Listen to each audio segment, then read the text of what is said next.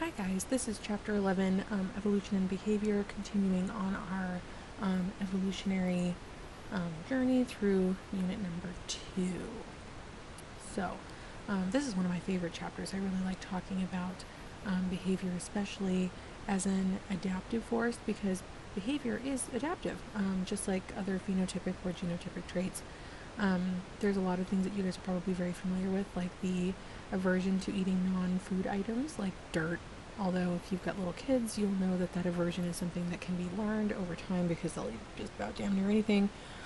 Preference for sugar content, sweet foods, and preference for fatty foods and things like that. Those are all behaviors seeking out those things and looking for things like that, like sweet treats and fatty treats.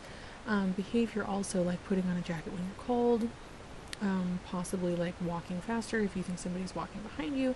All of those things are adaptive, and so behavior does have that adaptive value.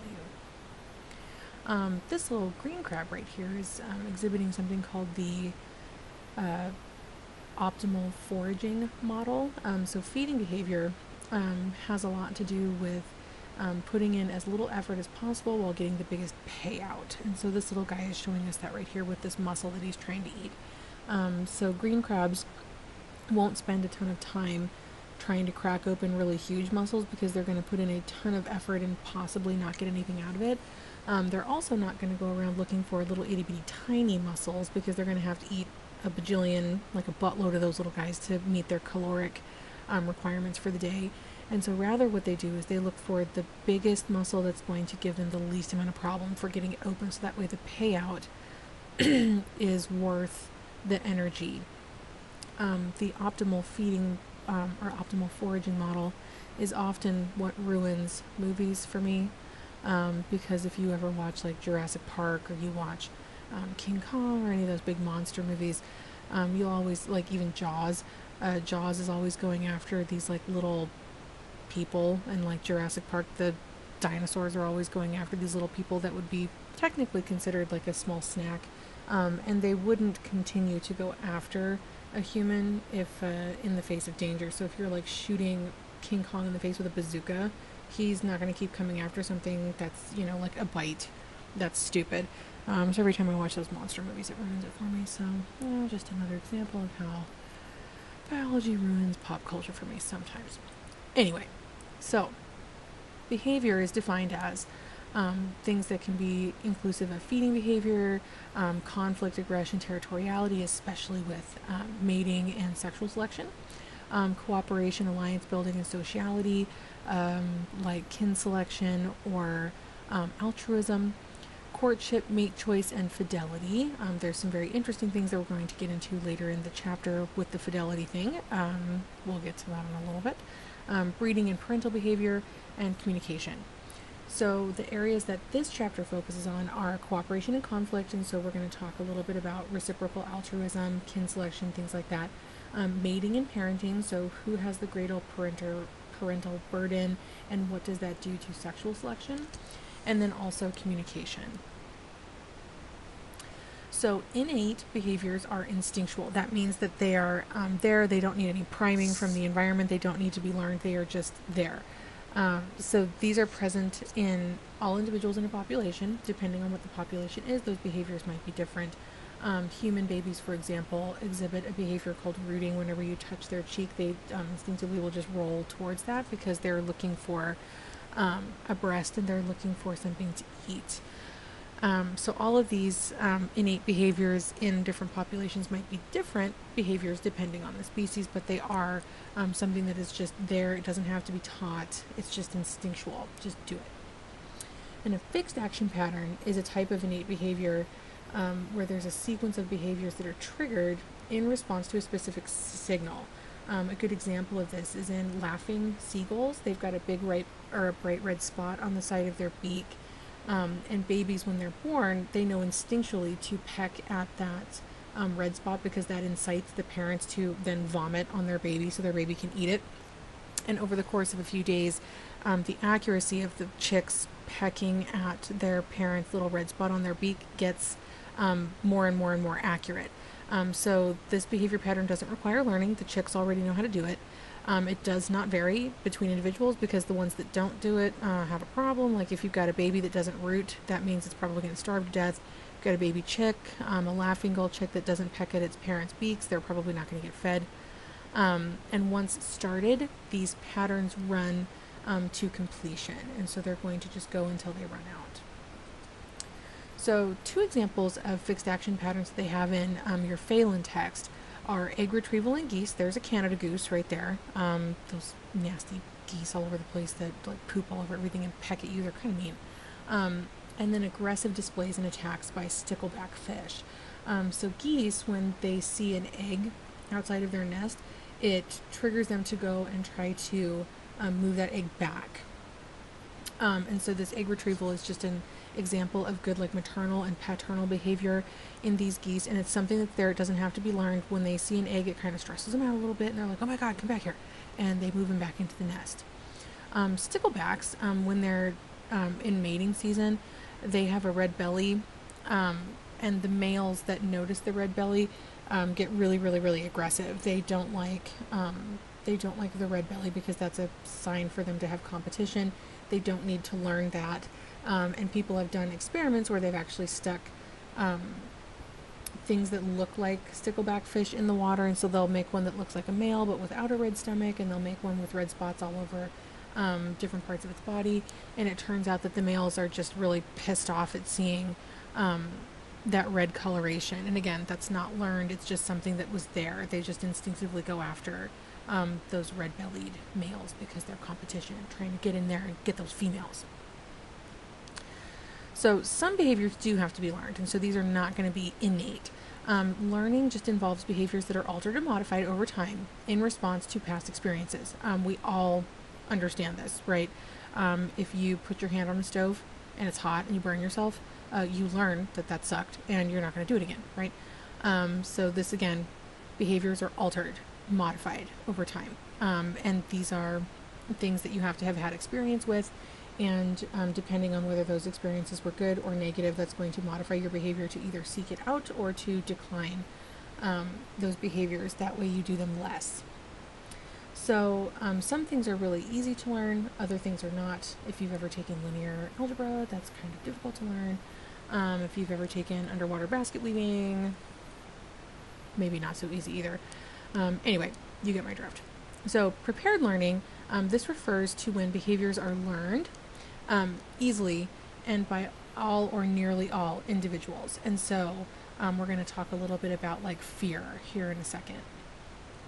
So prepared learning, this has got an evolutionary basis behind it because it's advantageous for these animals, us included, to learn these behaviors very quickly. And so one of the examples they have in your book is these monkeys that show fear of snakes. And so when they're first born and they have no experience with snakes, there's really no reason for them to be afraid of them.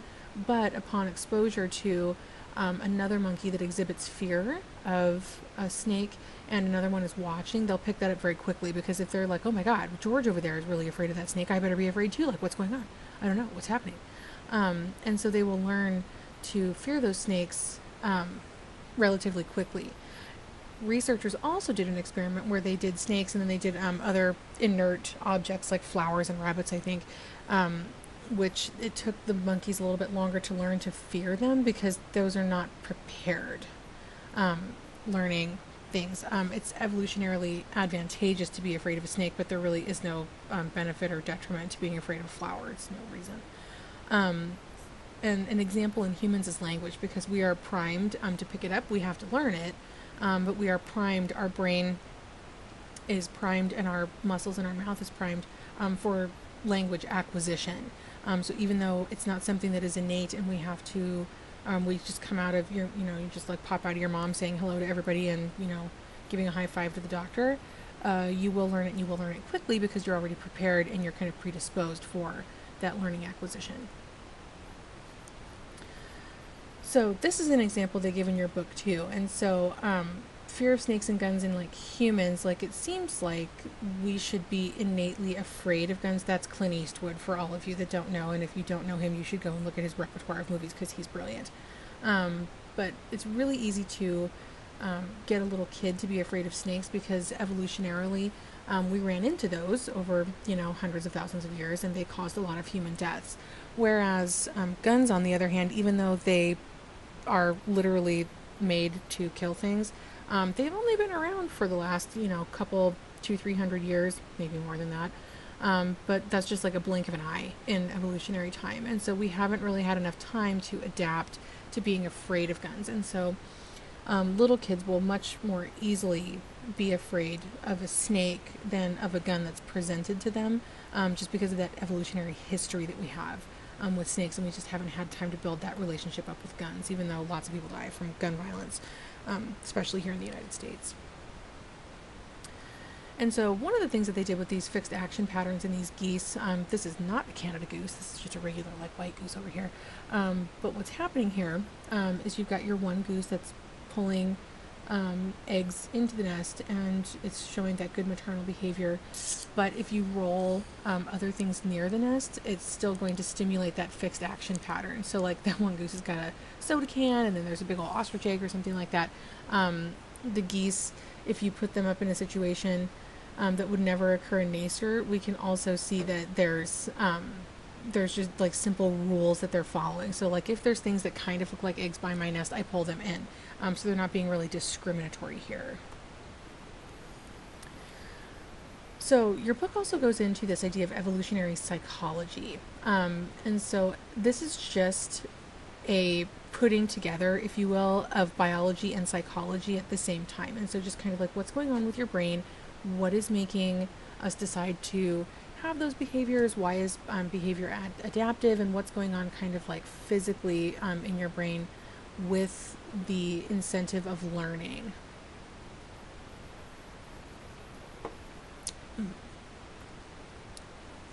So now we're going to talk about some social behaviors. So kind of like what's going on here, what can be kind of teased out with these behaviors, and how do those behaviors give advantage to the individual that's expressing them. So altruistic behaviors, these are kind of interesting, and at first they kind of baffled biologists because we couldn't figure out like what was going on with these animals that were self-sacrificing and that were showing these behaviors that were obviously reducing that animal's fitness. But it turns out that altruistic behaviors, they do come at a cost to the individual performing them, but they benefit the recipient. And so that's the part that was so confusing and baffling to everybody. It was just like, why are these animals doing these behaviors? Like this little ground squirrel right here is calling an alarm because there's a predator around, but in doing so, this animal is calling attention to itself, if you get my drift. And so it's, sounding the alarm like, oh my God, there's a hawk or a snake or whatever. Everybody get inside, but at the same time, it's making itself more apparent to those predators. So we'll talk about that a little bit more here in a second.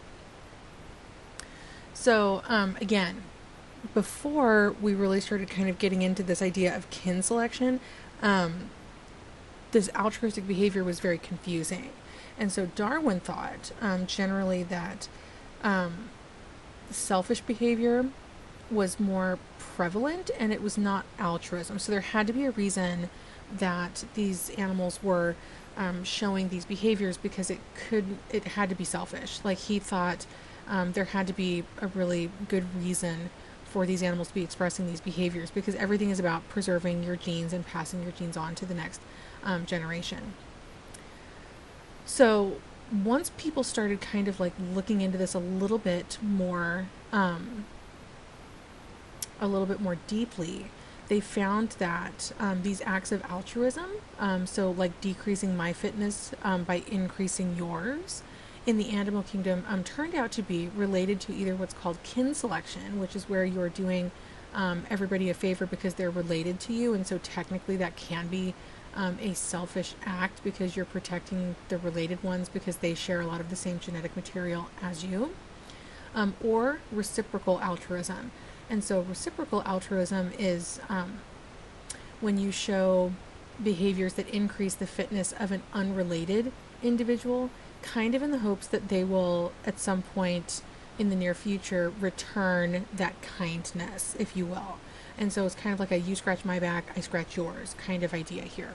And so what they've got here is like this mother spider.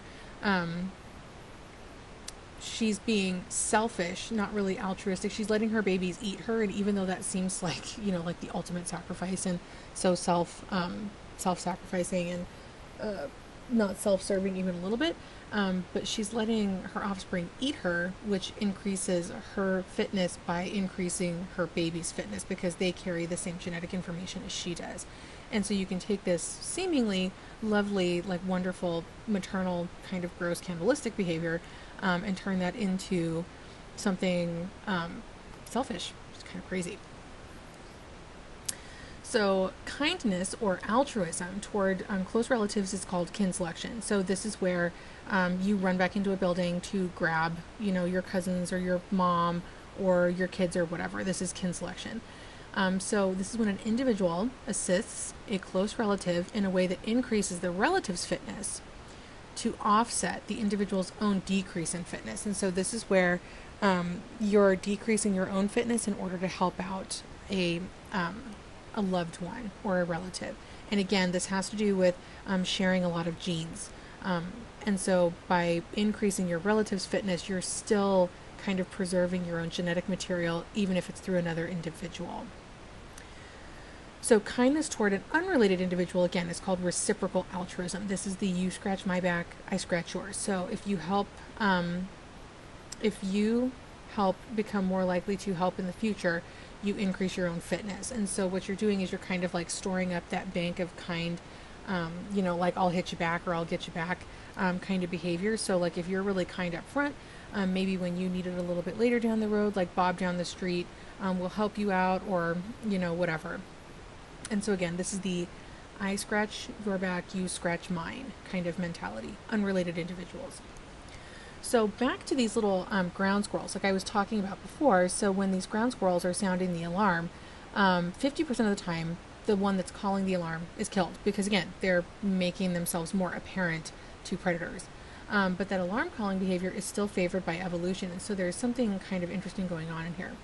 Most of the individuals that are doing the alarm calling are older females, and so they either can't reproduce anymore, or they've already had a bunch of babies, and so they have a lot of relatives in that colony, more so than the young females and the young males, because they haven't had a chance yet to reproduce and make a ton of babies.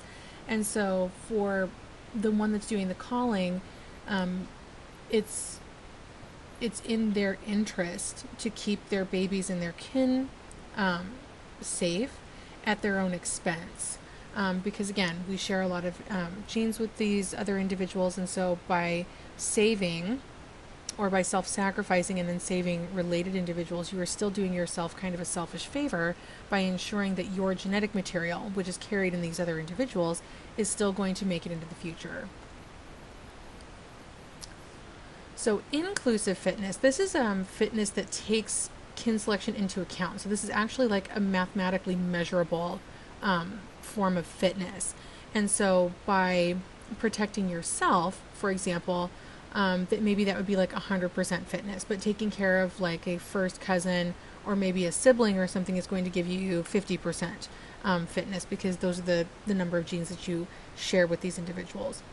And so what the researchers did in this experiment is in the first experiment where you can see like the little guys in the cage, researchers captured an older female, and the ones that are more likely to make the alarm calls. Then what they do is they take that captured ground squirrel and they transport it to a new colony where it has no relatives, because they wanted to see if this was only happening in the presence of kin, or if it would also happen in the presence of strangers. And what they found was that the older female would still continue to make those alarm calls. So there's got to be some different rules at play here, other than you just have to be around your relatives. And so this type of behavior is very rooted in the genetics, because the animals, even though they're not in the presence of their relatives, are still exhibiting these self-sacrificing behaviors. So when it comes to conflict, when you've got two related individuals, they're more likely, to experience conflict. And so a good example of this is male lions. If they're less related, they're going to fight more. And this makes sense because if you've got two male lions that are related to each other and they're brothers, or they grew up at the same time in the same pack, they are going to, or pride, excuse me, they're probably going to band together if they get expelled from the pack. But if they're two unrelated, then they just start fighting just immediately.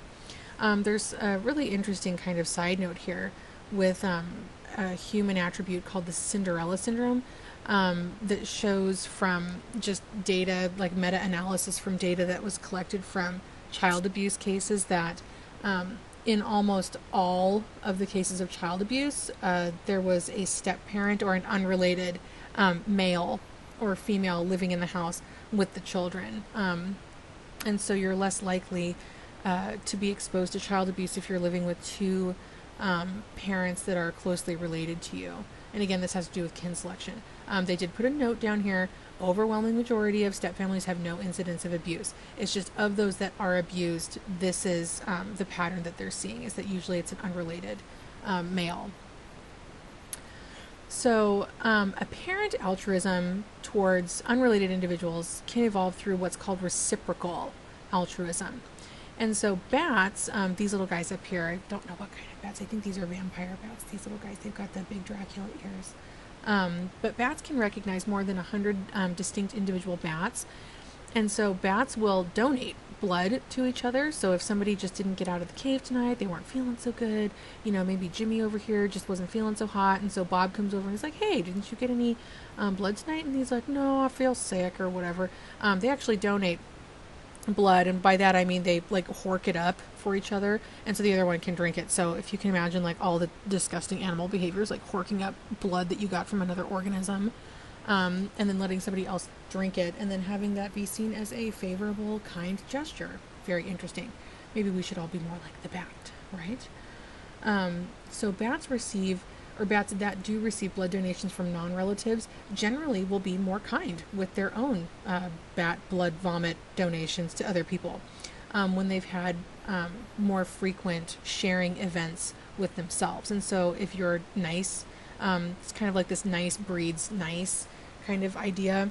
So the more people share with you, the more you share with other people. So kind of like a pay it forward sort of thing. So like somebody paid for your coffee line at Starbucks this morning, so maybe tomorrow morning you pay for the guy behind you. Kind of the same thing, except much more disgusting with the vomited bat blood. Yeah.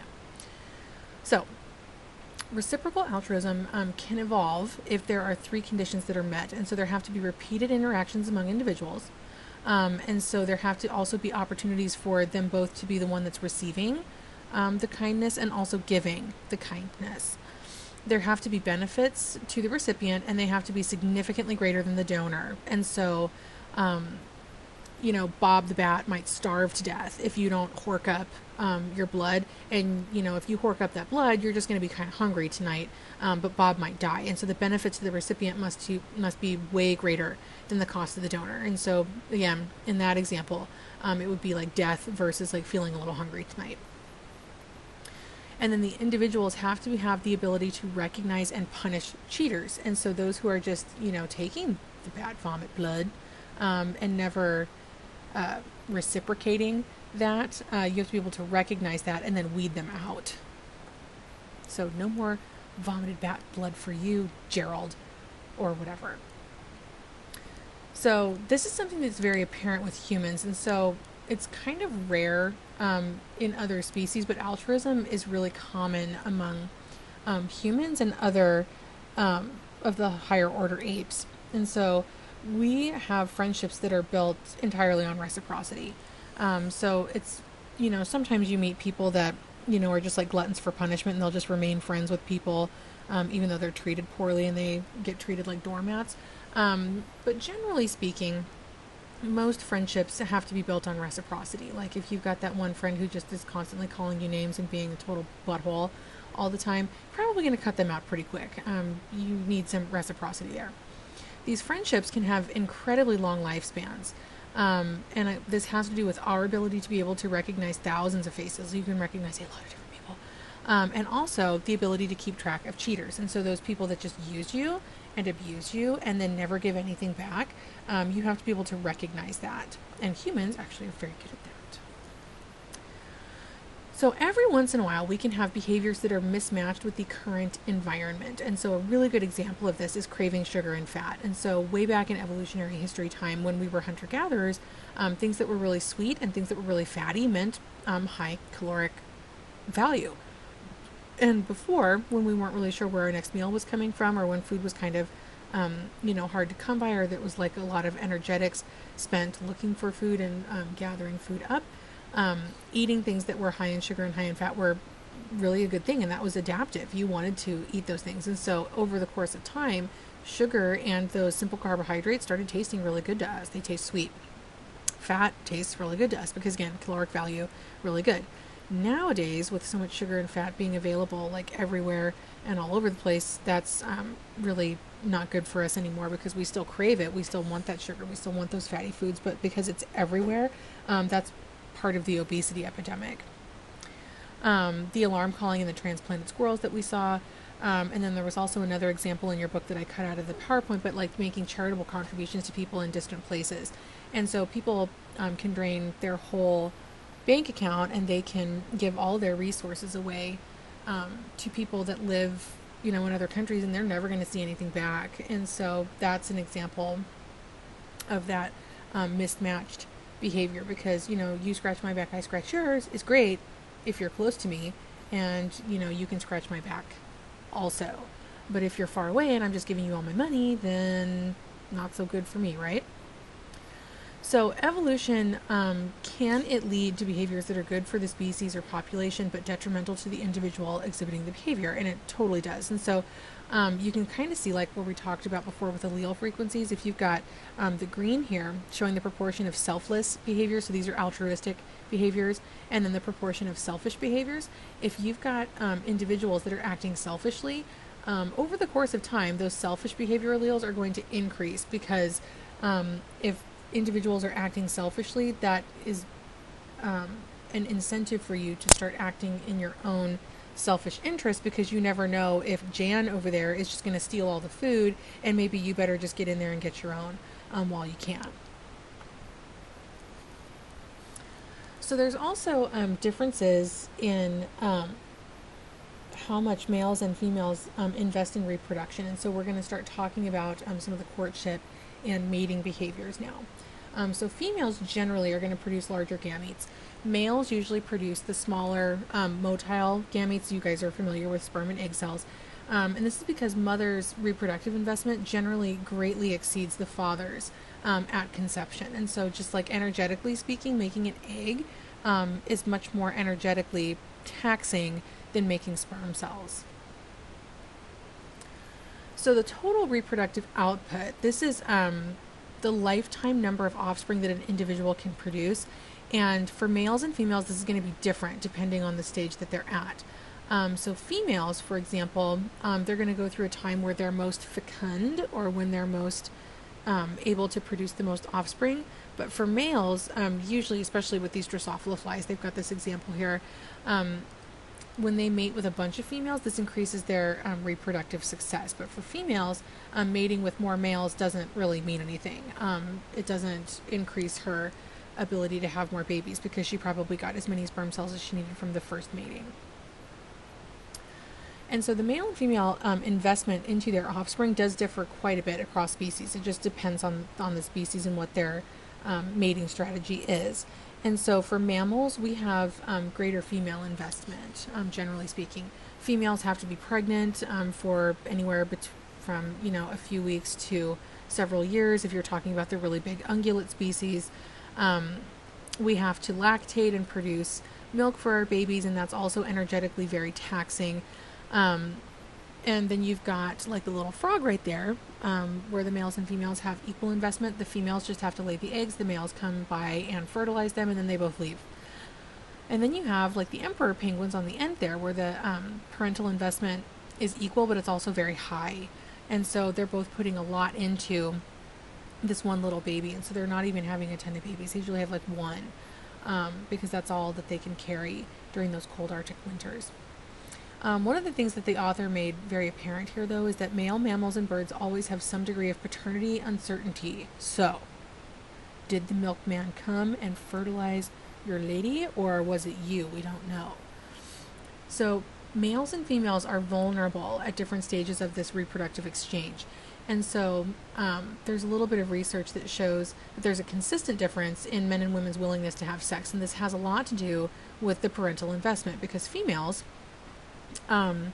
even though they might not be super amenable to sex like right now, they have to make sure that you're not going to go anywhere. And so females have to be a lot more choosy about who they're mating with, because they could potentially be saddled with 9 months of pregnancy and then lactation and then caring for a child for 18 or 30 years, let's be real.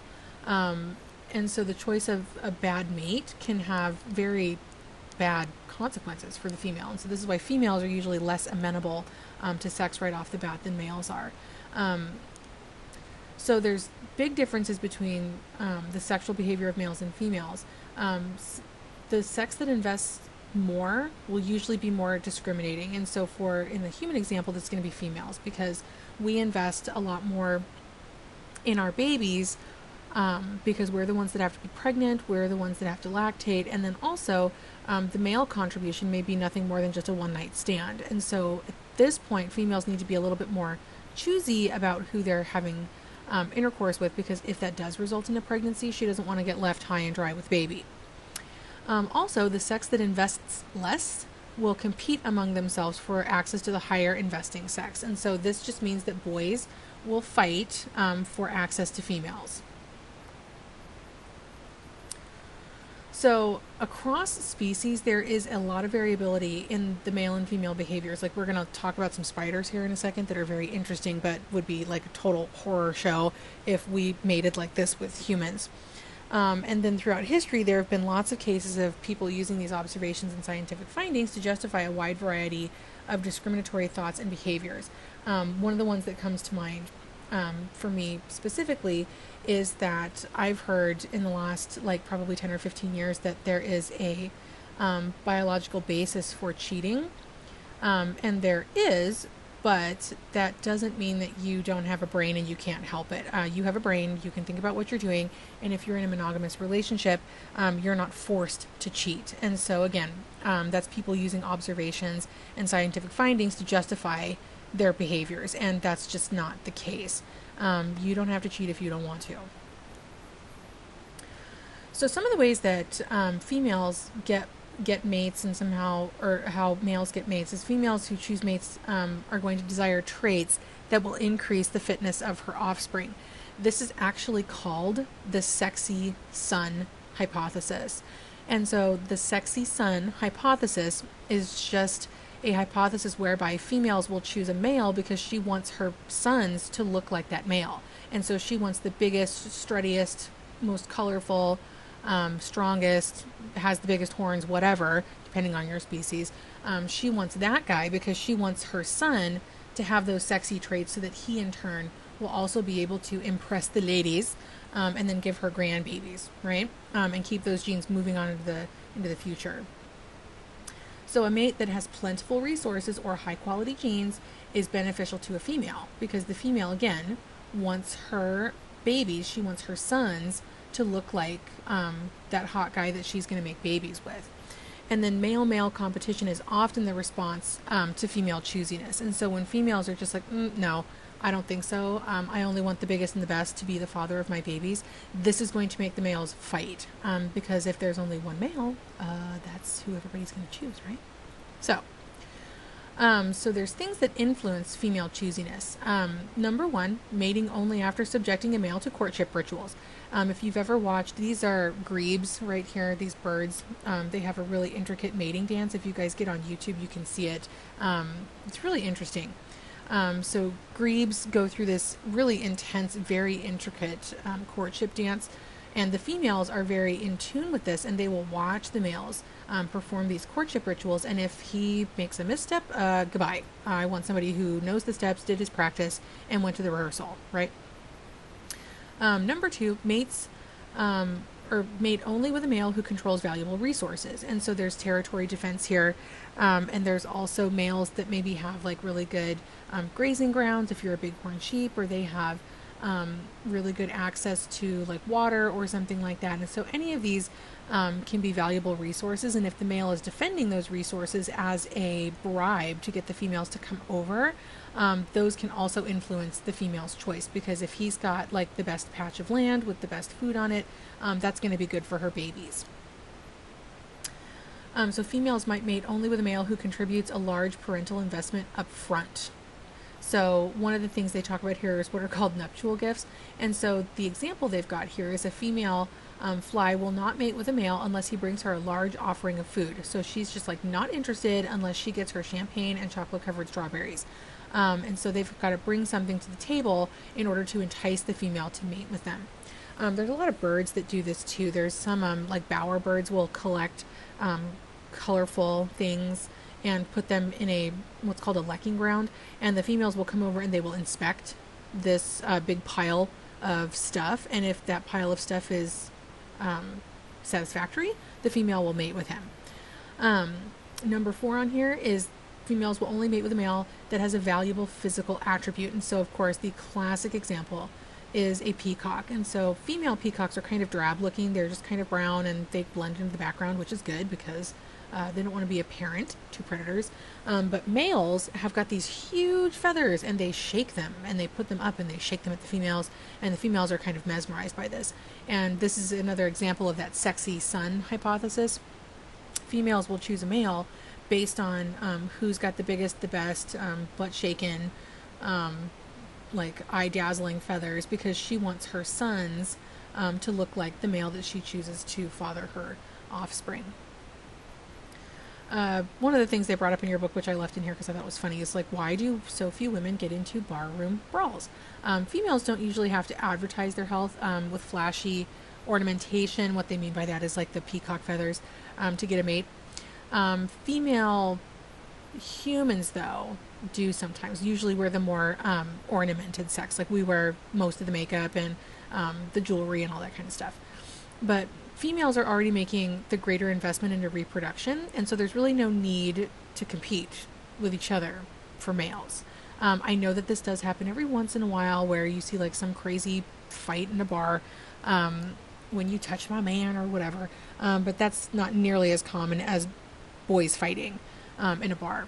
So we have a lot of cultural values that exert a strong influence on mate choice, and so we want to get the biggest and the best, and we want to get, and that those criteria could change based on your own cultural values. Like, do you want a guy that looks a certain way, that makes a certain kind of money, that is educated a certain way, that has the best car, that has the most money, that has the most business, whatever.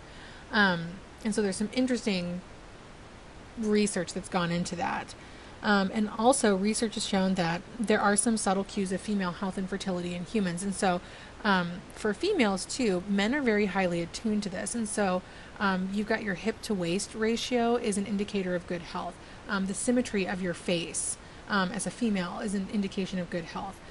How high or low pitched your voice is an indication of your health, and also where you are in your menstrual cycle. And so that can be a very like kind of under the radar cue as to how amenable you might be to sex based on where you are in your ovulation. So something to think about if you're ever out there and you're just like dancing in the bar and you notice that your voice is a little bit higher and that you're a little bit more flirtatious than usual, like be careful, because you might be ovulating and this might be in your fertile window. So careful, careful, careful. Like I said before, condoms everywhere. Condoms in the water, condoms all over everybody. So be careful if you're not trying to get pregnant. So for keeping a mate, this is going to go into, like we were talking about a little bit before, these spiders and things, some of the ways that males can safeguard and ensure their paternity. We're going to talk about here in a second, but that mate guarding does help to ensure paternity. And so like for some frog species, they will mate for several months. And so this is kind of their way of ensuring paternity by mating with the same female over and over again, because even if she does kind of step out and go and have an extra pair copulation, if they have multiple copulations over the course of several months, the incidence that the father will be the father of at least some of those little eggies is much higher. This is my favorite. a copulatory plug. And so this is where you get either coagulated sperm and mucus, or you can get a plug basically in the female's reproductive tract that stops her from having intercourse with anybody else. And so one of my favorite examples is black widow spiders. So black widow spiders, what they will do, males will come over and they usually will offer a little something to the female, and the female will be like, okay, I guess I'll mate with you. And then the male will do like a little backflip and kind of flip around to the front of her. And while they are copulating and he's transferring sperm to her, she'll eat him, and then his penis will break off inside of her and literally plug up her reproductive tract so that anybody who comes up behind him, door is shut, the gate is closed, there is no more open sesame. And so this ensures that he's going to be the father. So totally taking sex to the extreme. Can you imagine how bad you must want it in order for that to be like the payout is like, I'm going to die after this happens, and my reproductive organ is going to get ripped off and seal up somebody's other reproductive organ? Crazy. Hardcore. Okay, so now we're going to talk about monogamy, polygamy, polygyny, and then also polyandry. And so polygamy is when you've just got multiple mates. Okay, this can be male or female. Monogamy is when you've got individuals in a population that just stay with one individual, and this is for the mating season. Serial monogamy is probably a more correct term for that, and so that's just during the mating season when two individuals get together and then they raise their babies together and then they separate and then they don't see each other again. Lifetime monogamy is not terribly common, but you do see that with some animal systems, especially birds like parrots and things. Polygyny is when you've got one male, multiple females, and then polyandry is one female, multiple males. And there is a couple of human examples of polyandry, like I think in the Andes or down in Brazil. There's some examples of individual females and they just mate with a bunch of males, and then the males come and they all help rear the children in different ways. Like the females don't live with anybody in particular, but because the males are really unsure of who the father is, they all kind of come and donate food and time and money and whatever, and that's how that system works. That's not terribly common, especially in humans, but you do see it every once in a while. There are a couple of examples.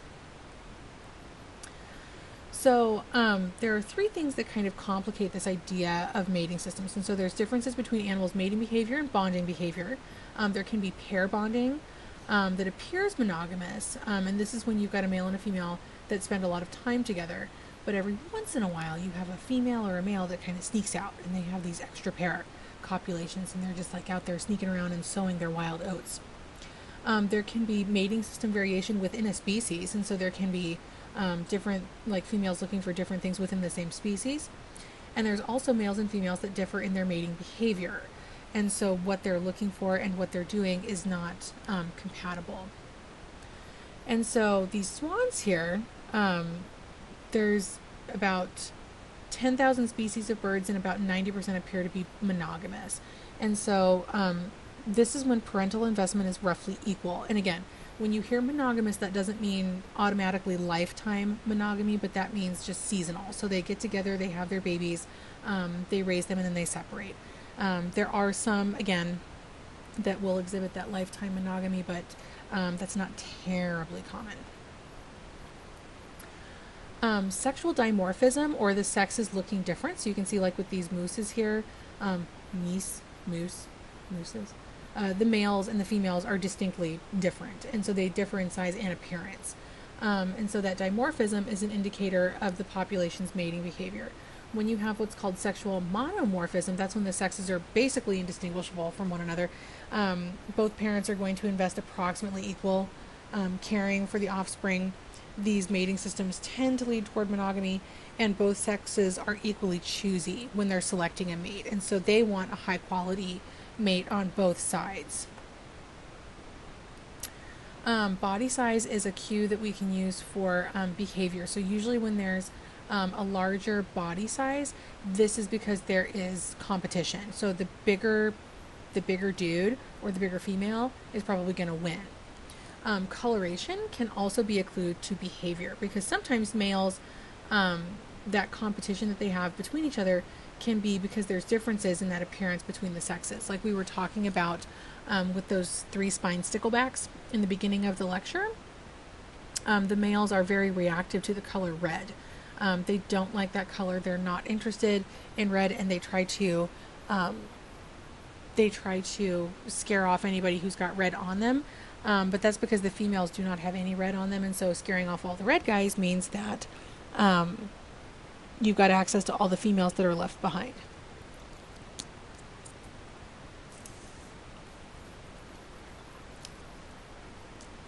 Sorry, I got distracted. My dog was like doing that thing where they walk in a circle like 50 bazillion times before they decide to lay down.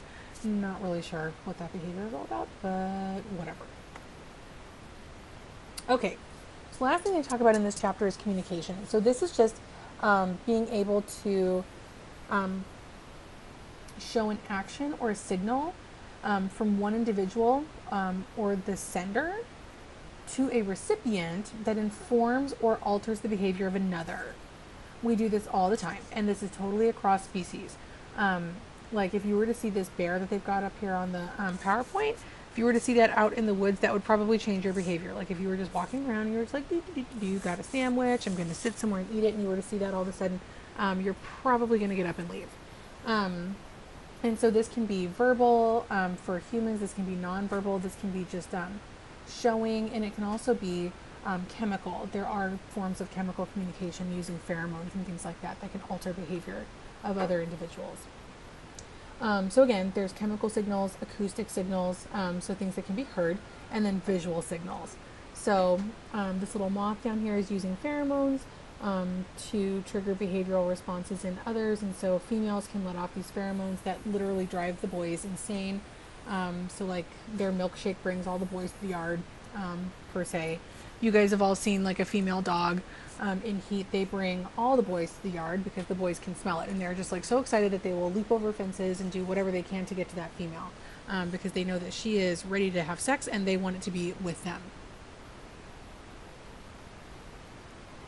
Acoustic communication is, just as the name would imply, something that you can hear. And so this is the most common form of communication. And then also visual communication. So this is when you've got a posturing or some sort of nonverbal communication where you are signaling something but not using anything auditory to back it up. And so using this pufferfish as an example, like if you were to see that out in the ocean, probably means don't touch me, right? So the most complex form of communication is language. And so this is our ability to use either signs or to use acoustic cues to mean something incredibly specific. And so being able to express yourself and to get abstract ideas and concepts across using very specific language is what they're talking about here.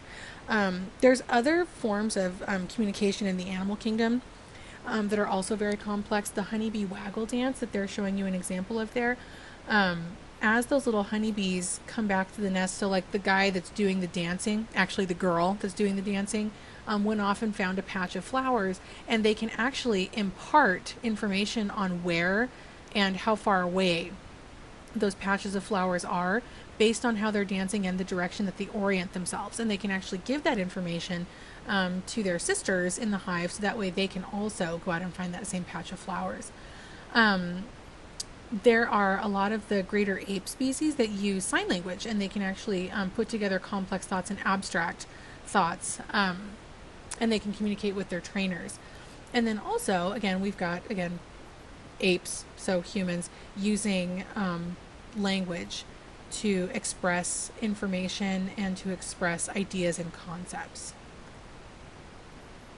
So the last thing they talk about in this chapter is honest and dishonest signals. And so honest signals, just as the name would imply, just convey accurate information, like a dog in heat. And so like that's conveying honest information. So if you've got pheromones and you are putting them all out in the air and the males can smell them, that's just an honest way of communicating that, hey, I'm in heat, I want to have babies, come over here and make me pregnant.